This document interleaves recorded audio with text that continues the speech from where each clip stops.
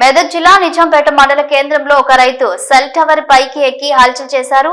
నిజాంపేట మండలం చల్మెడ గ్రామానికి చెందిన నారాయణ అనే రైతు మాజీ సర్పంచ్ శ్రీనివాస్ రెడ్డికి చెందిన వ్యవసాయ పొలం కౌలుకు తీసుకున్నారు. అయితే అందులో పండిన పంటకు రావాల్సిన డబ్బులు శ్రీనివాస్ రెడ్డి ఇవ్వడం లేదని, తనతో ఇటీవల గొడవకు దిగిన శ్రీనివాస్ రెడ్డి తనపై అక్రమంగా కేసు నమోదు చేశారని రైతు ఆవేదన వ్యక్తం చేశారు. తనకు రావాల్సిన డబ్బులు వెంటనే ఇవ్వాలని డిమాండ్ చేస్తూ సెల్ టవర్ పైకి ఎక్కి కూర్చున్నారు. విషయం తెలుసుకున్న పోలీసులు ఘటనా స్థలానికి చేరుకుని రైతును కిందకు దింపేందుకు ప్రయత్నిస్తున్నారు.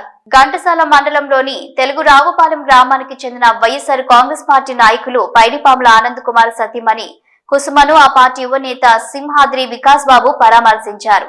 పైడిపాముల కుసుమ అనారోగ్య కారణాలతో ఆసుపత్రిలో చికిత్స పొంది తమ గృహంలో విశ్రాంతి తీసుకుంటున్న కుసుమను గురువారం వికాస్ పరామర్శించి ఆరోగ్య పరిస్థితులను అడిగి తెలుసుకున్నారు.